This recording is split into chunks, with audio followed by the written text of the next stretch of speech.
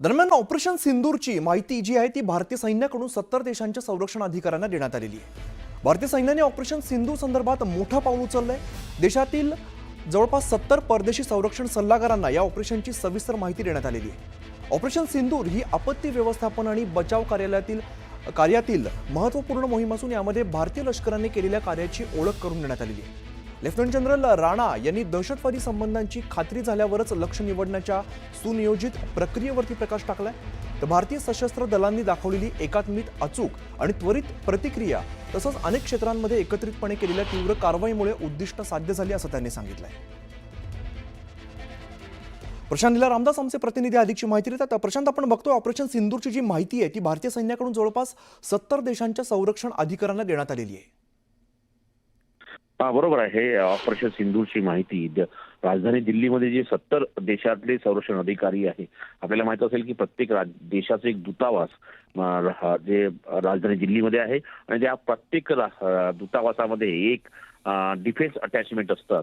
तर त्या डिफेन्स अटॅचमेंटच्या अधिकाऱ्यांना या संपूर्ण ऑपरेशन सिंदूरच्या संदर्भातली माहिती देणारी महत्त्वाचं म्हणजे ही जी ऑपरेशन सिंदूर होतं हे आपत्ती व्यवस्थापन आणि बचाव कार्यातील महत्वपूर्ण मोहीम आहे असं स्पष्टपणे भारतीय लष्कराच्या वतीने सांगण्यात आलेलं आहे। सोबतच यावेळी लेफ्टनंट जनरल DS राणा जे director general of defence intelligence आहे, त्यांनी या संदर्भात संपूर्ण माहिती आज या सर्व अधिकाऱ्यांना दिली आणि सोबतच त्यांनी हे स्पष्ट केलंय की ऑपरेशन सिंदूर जे आहे हे भारतीय सैन्याकडून भारताच्या संरक्षणार्थ लढल्या गेलेलं आहे आणि त्यानिमित्ताने आम्ही ही सगळी माहिती देतो असल्याचं त्यांनी स्पष्ट केलं आहे।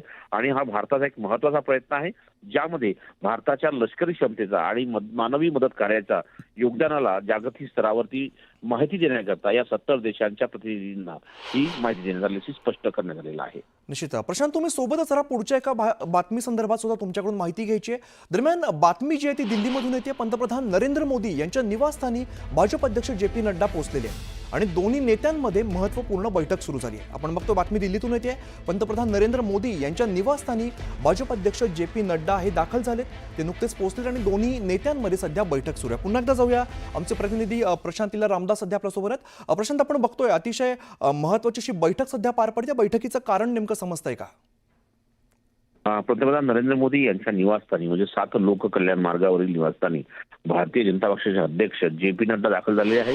या दोन्ही नेत्यांमध्ये बैठक सुरू आहे। आपल्याला माहिती असेल की गेल्या 2 दिवसापूर्वी भारतीय जनता पक्षाचे अध्यक्ष JP नड्डा यांनी एक अत्यंत महत्त्वाची बैठक घेतली। सर्व सरचिटणीस जे आहे भाजपचे यांच्यासोबत ही बैठक घेतली। एकतर ती तिरंगा यात्रा आहे, त्या तिरंगा यात्रेसंदर्भात बैठकीत चर्चा करण्यात आली होती आणि सोबतच जी माहिती मिळते साधारणतः पक्षांतर्गत ज्या घडामोडी घडायच्या त्या संदर्भात देखील या बैठकीत निर्णय घेण्यात आले। या संपूर्ण बैठकीमध्ये झालेल्या निर्णयाची माहिती खुद्द भारतीय जनता पक्ष अध्यक्ष JP नड्डा हे पंतप्रधान नरेंद्र मोदींना देण्याकरता त्यांच्या निवासस्थानी दाखल झाल्याची माहिती सूत्रांनी दिलेली आहे।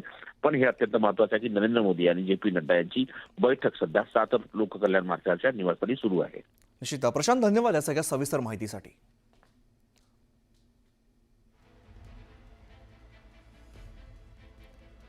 तर या बैठकीत नेमकं काय होतं यावरती लक्ष असणारच आहे। दरम्यान JP नड्डा आणि पंतप्रधान नरेंद्र मोदी यांच्यामध्ये ही महत्त्वपूर्ण बैठक सुरू झालेली आहे।